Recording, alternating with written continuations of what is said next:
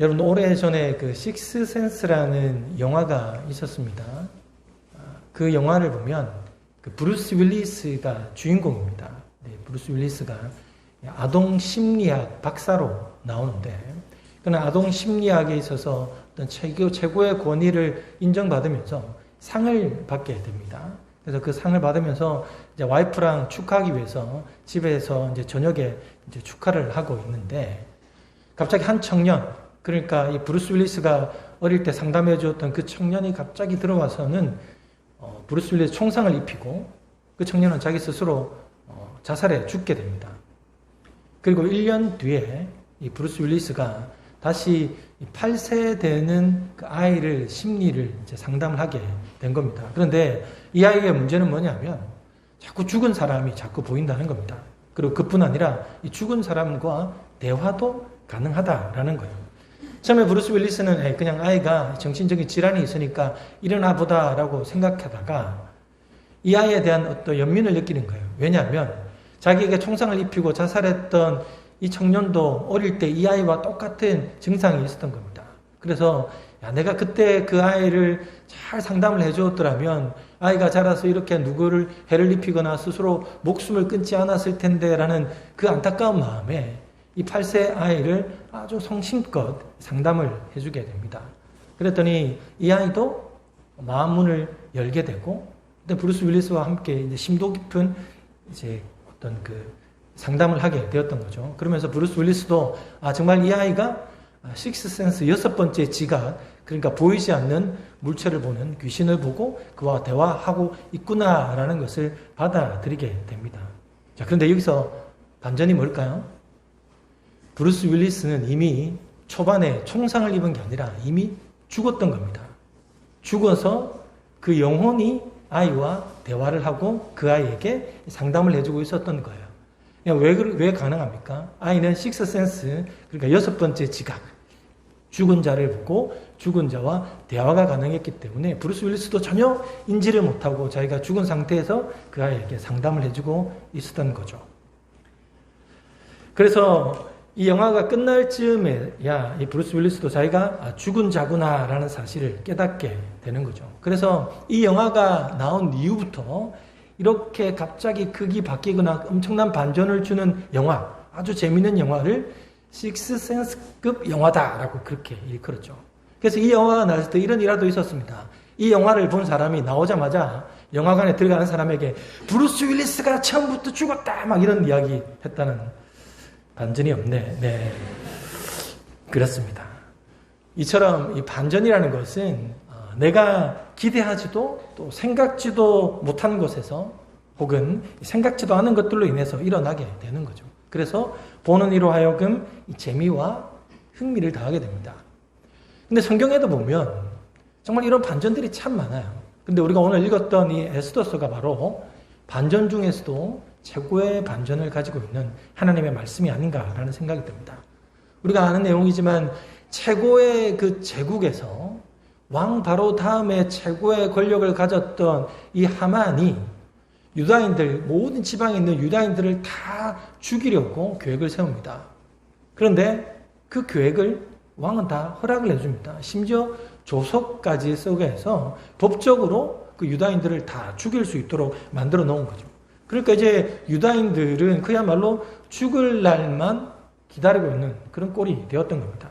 그리고 하만은 그 유다인들을 다 죽이기 전에 가장 눈에 가시 같은 꼴 보기 싫은 이 유다인 모르드게를 가장 먼저 죽여야 되겠다라고 생각하고 그 모르드게를 죽일 나무를 만들어서 이제 왕에게 제가를 받으려고 저녁 늦게 왕에게 가고 있었던 거죠. 자, 그런데 왕은 그때까지도 잠을 안 자고 있어서 갑자기 역대 일기를 읽게 되고 역대 일기를 읽으면서 모르드게가 자신의 생명을 살려줬던 큰 공을 세웠음에도 보상해주지 않았다라는 사실을 깨달으면서 내가 지금이라도 그를 보상해야 되겠다라고 마음을 먹고 신하를 불렀더니 마침 하만이 오게 되고 그 하만에게 자기가 죽이려고 했던 모르드게를 이날에서 최고의 영광과 권위를 하사하는 그 일들을 하게끔 만들게 되었던 겁니다.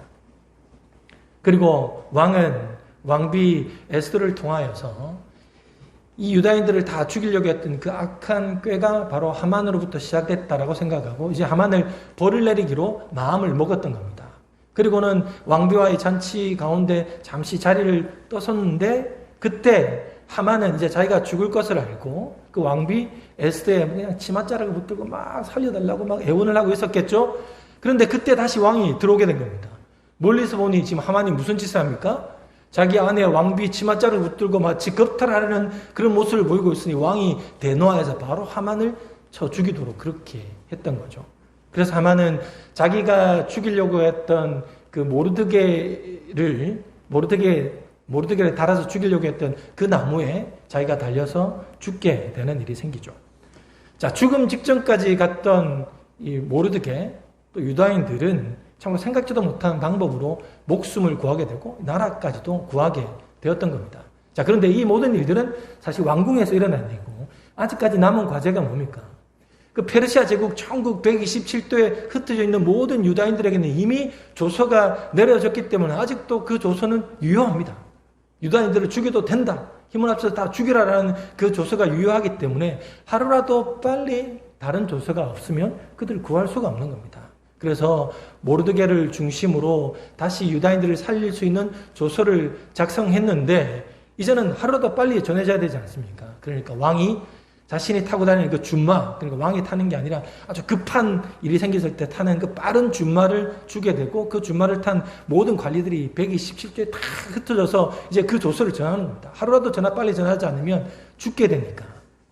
자, 그때 이제 그 파발을 들고 있는 준마를 탄 관리가 각 지방에 도착해서 하는 말이 뭡니까? 유다인들이여, 당신의 생명을 스스로 지키라. 무장하고 힘을 합하여 대적을 물리치라라는 그런 조서를 받게 되는 거죠. 참으로 놀라운 반전이 아닐 수가 없습니다. 이 에스더서를 쭉 읽어 나가다 보면 정말로 한 편의 대하 드라마, 그 중에서도 이 클라이막스를 보는 듯한 느낌을 지울 수가 없습니다. 근데 여러분, 우리 인생도 사실 이런 반전을 써내려 갈 수가 있습니다. 왜 그렇습니까? 우리 인생의 시나리오는 하나님께서 써가기 때문입니다. 요즘은 이 작가들의 파워가 엄청납니다. 그죠? 예전에는 시나리오 작가들은 뭐 감독이 그냥 시키는 대로 해야 되고, 뭐 영화나 드라마를 찍다가도 뭐 감독이 원하는 대로 막 바뀌기도 하지만은 요즘은 그렇지 않아요. 시나리오 작가의 파워가 엄청 셉니다. 그래서 시나리오 작가에 의해서 배우가 살기도 하고 죽기도 하고, 그죠? 반전이 일어나는 것이 모든 것이 이 시나리오 작가의 이 펜에서 이루어지게 되는 겁니다. 우리의 인생도 마찬가지입니다. 하나님이 우리 인생의 작가가 되시기 때문에 우리 인생을 어떻게 반전시켜 나갈지는 사실 아무도 모르는 겁니다.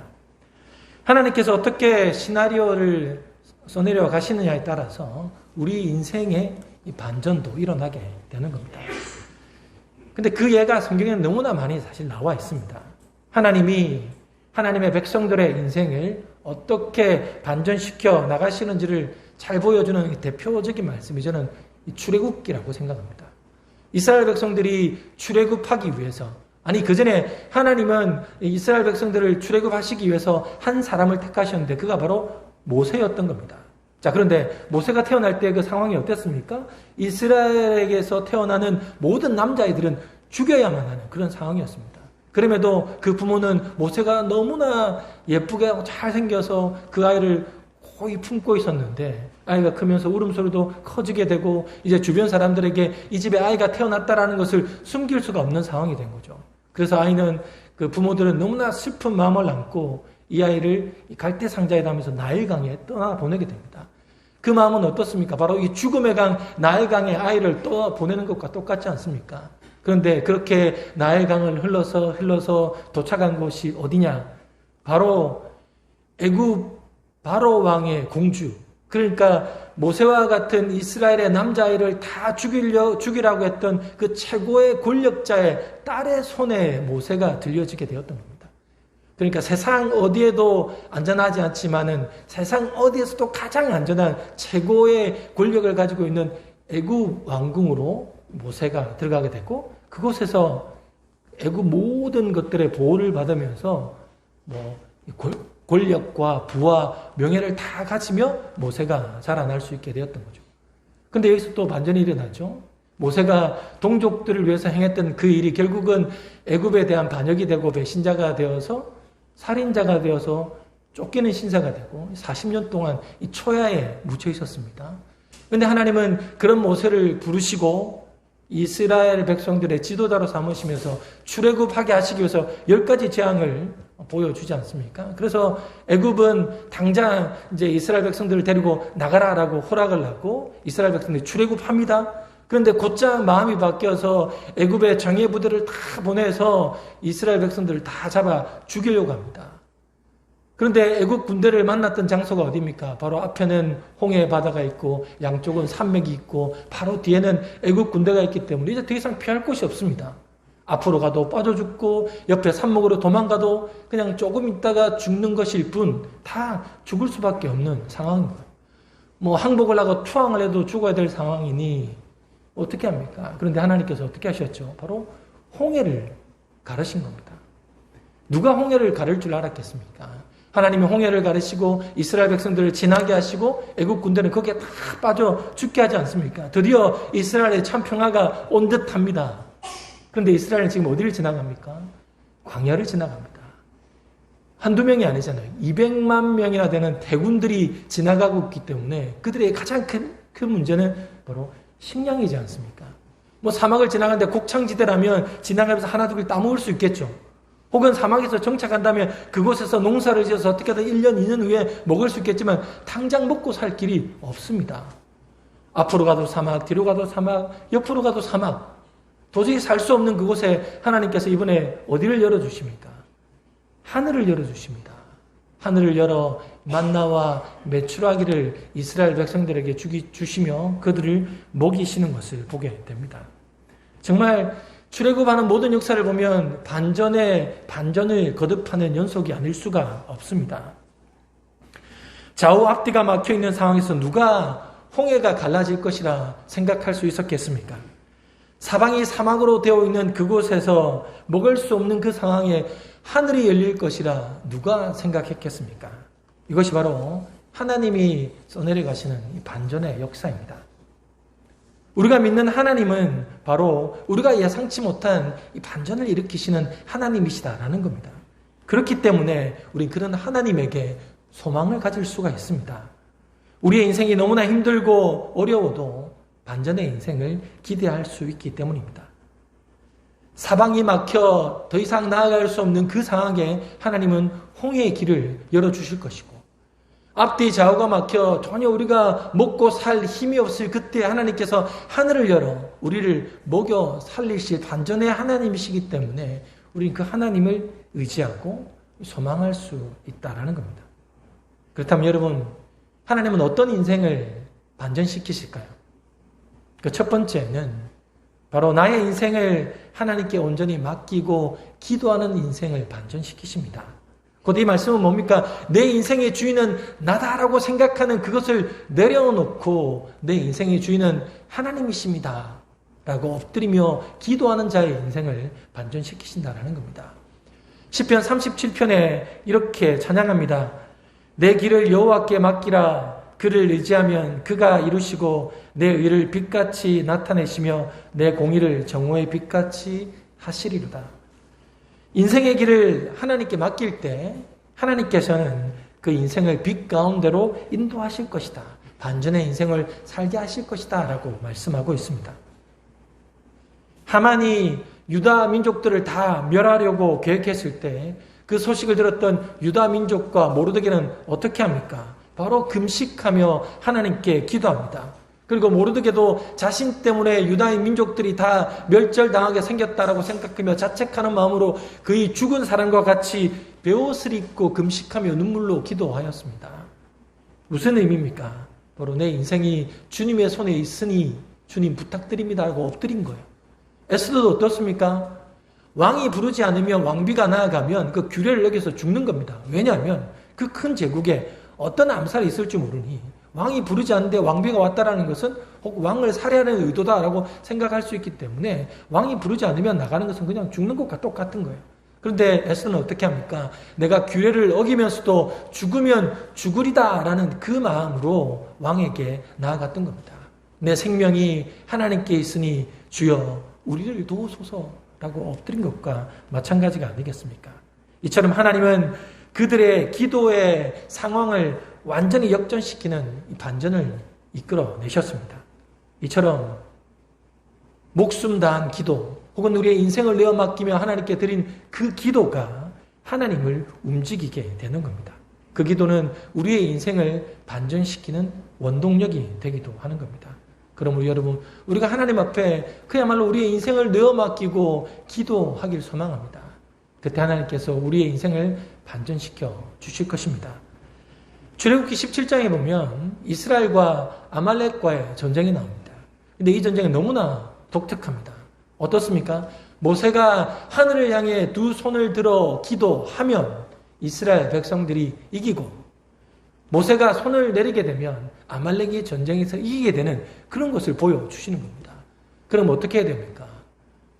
목숨 다해 두 손 들고 기도해야 되지 않습니까? 근데 인간에는 의지가 약하니까 결국 아론과 훌이 그 옆에서 마지막까지 두 손을 뻗어 기도할 수 있도록 도와서 이스라엘이 승리하지 않았습니까? 근데 이 본문을 가만히 보면 이 본문이 어떤 의미를 지니냐면, 모세가 두 손을 쭉 뻗어서 하나님께 기도했다라는 것은 그 손이 쭉 하늘에 닿아서 하나님의 보좌를 흔들어 하나님이 움직이게 했다라는 그런 의미가 있는 거예요. 자, 그 본문은 출애굽기 17장입니다. 자, 14절에서 16절 말씀 우리 같이 한번 읽어보겠습니다. 시작. 여호와께서 모세에게 이르시되 이것을 책에 기록하여 기념하게 하고 여호수아의 귀에 외워 들리라. 내가 아말렉을 없이하여 천하에서 기억도 못하게 하리라. 모세가 제단을 쌓고 그 이름을 여호와 니시라 하고 이르되 여호와께서 맹세하시기를 여호와가 아말렉과 더불어 대대로 싸우라 하셨다 하였더라. 자, 여기에 보면 제가 말했던 게 나타나지 않는 것 같습니다. 근데 성경을 보면 15절과 보면 숫자가 적혀있죠. 니시 앞에, 그죠? 각주라는 말이에요. 그 말 다른 뜻이 있다라는 말이고, 자 16절을 보시면 그 16절에도 보면 여호와께서 맹세하기를 그 앞에 각주기가 적혀있죠. 다른 뜻이 있다라는 말입니다. 이게 어떤 의미를 가지고 있느냐라고 하면 여호와의 보좌를 향해 손을 들었더니 라는 말입니다. 무슨 말입니까? 모세가 하늘을 향해 손을 쭉 들었더니 하늘의 보좌에 있는 하나님께서 들으셨다라는 겁니다. 그러니까 그 기도의 손이 쭉 뻗어가서 하나님의 보좌를 흔드니 하나님께서 그 기도를 들으시고 일어나셔서 역사하셨다라는 그런 의미입니다. 기도가 바로 그런 힘이 있는 거예요.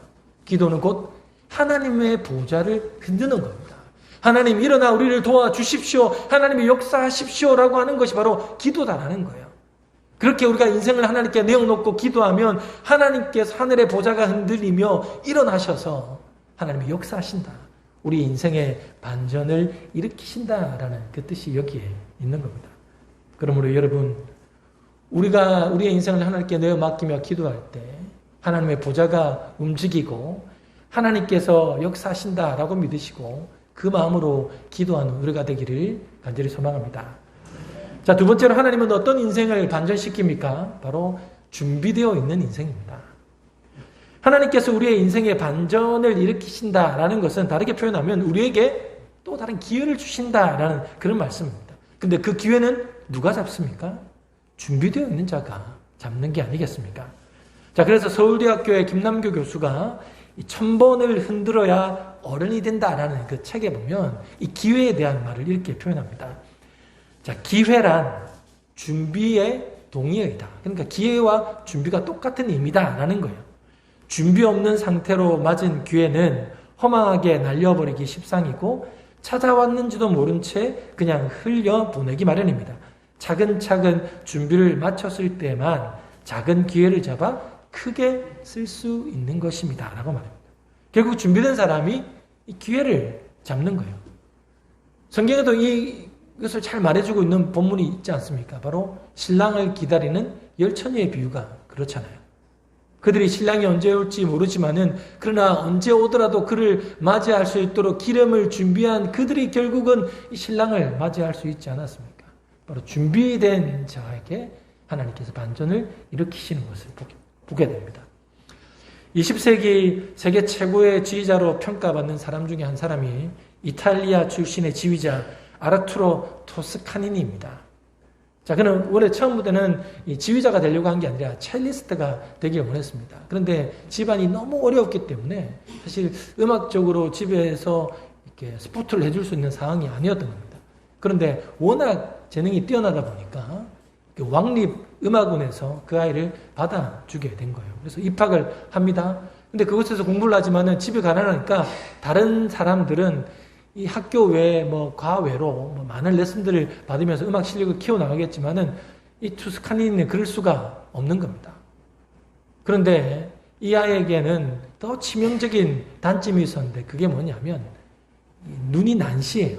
난시다 보니까 악보를 보면서 연주할 수가 없는 겁니다.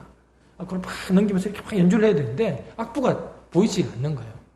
그래서 투스카니니가 한 게 뭐냐면 바로 악보를 통째로 암기하는 거였습니다. 근데 자기 연주할 때만 자기 것만 악보를 암기하는 건 괜찮은데 오케스트라를 하게 될 경우에는 모든 단원들의 그 악기들의 악보를 다 암기해 버리는 겁니다. 그러니까 어느 누구보다도 그 어떤 정확한 박자와 그리고 절제된 어떤 표현으로 음악을 제대로 살릴 수 있는 어떤 그런 표현들을 이 투스카니니가 할 수 있는 거예요. 지휘자만이 갖고 있는 그 능력을 이 투스카니니가 거의 가지게 된 겁니다. 그래서 아주 우수한 성적으로 왕립음악원을 졸업하고 바로 이제 프로의 세계에 뛰어든 거예요. 한마디로 이제 돈을 받으면서 연주하는 그런 사람이 된 겁니다. 자, 그런데 그 팀이 오케스트라가 이제 브라질에 가서 뭘 하게 됐냐면 그 베르디의 오페라 아이디라는 곡을 이제 연주하게 된 겁니다. 자, 그런데 그 팀이 브라질에 도착하고 이제 주최 측과 만나다가 이 지휘자가 이 주최 측과 아주 심하게 싸움을 하게 되면서 그냥 바로 떠나버린 겁니다. 그러니까 이 공연이 완전히 이제 파토가 날 그런 상황인 거예요. 근데 예전에는 교통이나 통신이 그렇게 많이 발달하지 않았기 때문에 지금처럼 쉽게 연락하고 사람을 구할 수가 없는 상황입니다. 그런데 설령 구한다 하더라도 사실 3시간 반짜리의 그 연주를 리허설도 없이 연주할 수 있는, 지휘할 수 있는 사람이 누가 있겠습니까? 그래서 이제 주최 측에서는 어쩔 수 없이 티켓을 다 환불해 주려고 하는데 그 오케스트라의 한 단원이 그 주최 측에다가 이런 이야기를 합니다. 우리 단원 중에 악보를 다 외우는 이 토스카닌이라는 사람이 있습니다. 평소에 연습을 같이 한 그 사람이 그가 조금만 이끌어준다면 우리도 아마 충분히 그를 따라갈 수 있을 겁니다. 라고 제안을 합니다. 주최 측에서는 얼마나 큰 희망입니까? 다른데 힘을 걸 수가 없으니까 모험으로 그 사람을 한번 세워보게 되었던 거죠. 자, 근데 실제로 그때 나이가 거의 20살인가 아주 어릴 때였다고 합니다. 근데 그런 젊은 지휘자가 앞에 서니까 이 관중들은 다 웅성거리기 시작하죠. 뭔데? 저 사람이 서 있지? 라고 하면서 기대 반 걱정 반에 서 있을 때 이 투스카니는 지휘하기 전에 악보를 탁 덮어버립니다. 그런데 보지 못한 광경에 사람들이 더 어리둥절하고 연주가 시작되자 완벽하게 투스카니는 이 모든 오케스트라를 지휘하게 되었던 거죠. 그렇게 3막 중에 1막이 끝났을 때 모든 관중들이 다 일어나서 기립박수를 하게 되는 놀라운 일이 일어나게 된 거죠. 그리고 그 사건으로 인해서 이 투스카니는 전 세계 뉴스거리가 됐고 그때부터 그의 이력은 완전히 바뀌어 버리게 됩니다. 그래서 그가 나중에 라스칼라 오페라단 상임 지휘자가 되고 우리에게 잘 알려진 뉴욕의 필하모니 오케스트라의 상임 지휘자로 활동하게 되었던 겁니다. 토스카니는 자신의 약점으로 인해서 오히려 악보를 통째로 암기하였고 그런 준비된 과정을 통해서 그가 참 유명한 실력이 있는 지휘자가 되었던 겁니다. 이처럼 하나님은 준비된 자를 통해서 역사하신다라는 거예요. 그런데 우리의 삶을 돌아보면 꼭 이렇게 준비된 자만 하나님께서 쓰시지는 않더라는 겁니다. 준비되지 않는 자는 어떻게 하십니까? 준비시켜 주시는 것을 보게 됩니다. 그래서 그 준비되는 과정이 우리에게는 때로는 고된 훈련의 과정일 수도 있고 이 고난의 과정일 수도 있는 겁니다. 자, 하나님은 이스라엘 백성들을 선택하셨고 그 백성들을 하나님의 나라, 하나님의 백성으로 삼으시기로 하셨습니다. 그렇다면 그 하나님의 백성들이 한 나라가 되기까지는 인구가 많이 성장해야 되지 않습니까? 그래서 야곱이라는 가정을 선택하셨지만은 70명 되는 그 가족이 한 나라를 이룰 수는 없지 않습니까? 그래서 하나님께서 택하신 방법이 뭡니까? 그때 당시에 가장 강대국이었던 애굽이란 땅의 한 지역의 야곱의 모든 가족들을 거기서 모이게 하고 그곳에서 민족을 이루게 하셨던 거예요. 근데 그 매개체를 누구로 사용하셨습니까? 요셉을 사용하지 않았습니까? 요셉을 통해서 애굽이란 나라 그 고센 땅에 안전하게 민족을 이룰 수 있도록 하나님께서 계획하셨고 베풀어 주신 겁니다. 자, 그런데 요셉이라는 사람이 하루아침에 국무총리가 되었습니까? 그렇지 않습니다. 하나님은 그 요셉을 훈련시켜서 그 나라의 국무총리가 되게 하신 거예요. 어릴 때 형들에게 팔려서 노예로 잡혀가게 되고 노예로 보디바르의 집에 가서는 그곳에서 무엇을 배웁니까? 경영을 배우는 거예요. 그렇죠? 그 보디바르의 큰 집에 가정총무가 되어서 모든 경영을 그가 맡아 하게 됩니다. 근데 그 과정이 짧았습니까? 11년이나 그곳에서 가정총무를 하게 됩니다. 그리고 누명을 써서 감옥에 가게 되는데 그 감옥이 어디죠? 바로 왕가의 감옥이었습니다. 그러니까 왕궁에서 일하다가 잘못해서 잡혀온 그 감옥이에요. 그러니까 일반 감옥하고 다른 거야. 요셉이 거기서 누구를 만납니까? 왕궁에서 일하는 바로 옆에서 일하는, 그래서 바로가 어떤 사람인지, 바로가 무엇을 원하는지 이런 것들을 다 알 수 있는 그런 곳입니다. 그래서 그곳에서 만났던 사람을 통해서 그 애굽의 정치와 경제와 사회와 이 교육에 대한 모든 전반적인 것들을 다 배우게 된 겁니다. 그러면서 그가 기회가 왔을 때 애굽이란 나라의 국무총리가 될 수 있었던 거지. 하루아침에 되지 않았고 하나님은 요셉이라는 사람을 그렇게 훈련시키시고 준비되게 하셨던 겁니다. 디모데후서 2장 20절과 21절인데 우리 같이 한번 읽어보겠습니다. 시작. 큰 집에는 금그릇과 은그릇뿐 아니라 나무그릇과 질그릇도 있어 귀하게 쓰는 것도 있고 천하게 쓰는 것도 있나니 그러므로 누구든지 이런 것에서 자기를 깨끗하게 하면 귀히 쓰는 그릇이 되어 거룩하고 주인의 쓰심에 합당하며 모든 선한 일에 준비함이 되리라. 자, 큰 집 하나님이죠, 그죠? 하나님께는 금그릇도 있고 은그릇도 있고 뭐 질그릇도 많은 그릇이 있지만은 하나님은 어떤 그릇을 쓰신답니까? 깨끗한 그릇을 쓰신다라는 겁니다. 자, 그런데 마지막 절에 보면 그 깨끗함이 어떤 것이냐라고 말합니까? 모든 선한 일을 준비함이 되는 것이다. 깨끗하게 되기 위해서는 항상 준비되어져 있어야 된다라는 거죠. 깨끗하기 위해서는 매일 씻어야 되지 않습니까? 그죠? 깨끗하게 하기 위해서는 그런 어떤 양육과 훈련의 과정을 거치는 것과 똑같다라는 거예요. 그래서 사실은 우리가 양육하고 훈련함을 통해서 준비되어 가는 겁니다. 하나님께서는 이렇게 준비된 자, 깨끗한 그릇을 하나님께서는 사용하신다라고 말씀하고 있는 겁니다. 세계적인 베스트셀러 작가인 그 말콤 글래드웰이라는 사람이 있습니다. 이 사람은 원래 처음부터 작가가 되려고 하는 게 아니라 마라톤 선수가 되기를 원했죠.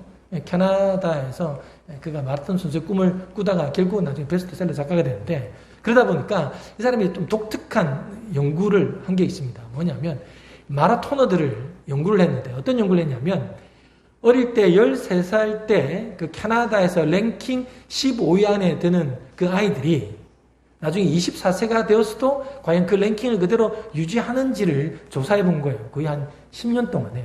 자, 그런데 13세 때 1위부터 15위까지 있던 아이들이 24세가 되었을 때 그 랭킹을 유지했던 아이가 누구냐? 한 명밖에 없더라는 겁니다. 다 그냥 나가 떨어지더라는 거죠. 그런데 그때 당시에 세계 랭킹 1위를 한 마라토너가 누구였는가 하면 이 작가와 함께 다른 마라톤 친구들이 정말 재능이 없다, 정말 실력이 없다라고 깔보았던 그 친구가 당시에 그 캐나다 랭킹 1위를 하고 있더라라는 겁니다. 어떻게 그게 가능했겠습니까? 그럴 때 어릴 때 별 볼 일 없는 그 친구가 캐나다 랭킹 1위의 마라토너가 될 수 있었던 것은 결국은 끊임없이 노력하고 반복된 훈련이 있었기 때문이었다라는 겁니다. 여러분, 세상에서 천재다라고 하는 그 사람들도 나중에 커서도 천재가 되는 경우는 많이 없습니다. 왜? 끊임없이 반복하고 훈련을 하지 않기 때문입니다. 그러나 천재다라고 하는 그 사람들도 끊임없는 훈련과 반복을 통하여서 그의 명성을 드러내게 되는 거죠. 하나님께서 그저 우리의 인생을 반전시키지는 않으십니다. 준비된 자를 통해서 역사하시고 또 준비되지 않은 자는 하나님께서 준비시키면서 양육과 훈련의 과정을 통하여서 하나님께서 사용하시는 것을 보게 됩니다. 사랑하는 성도 여러분, 사실 우리는 이미 반전의 인생을 살아가고 있습니다. 그 반전의 인생이 뭡니까? 그것은 바로 우리가 영원한 사망에서 영원한 생명으로 옮겨졌다라는 겁니다. 심판받을 죄인에서 심판이 우리에게 사라졌다라는 거예요.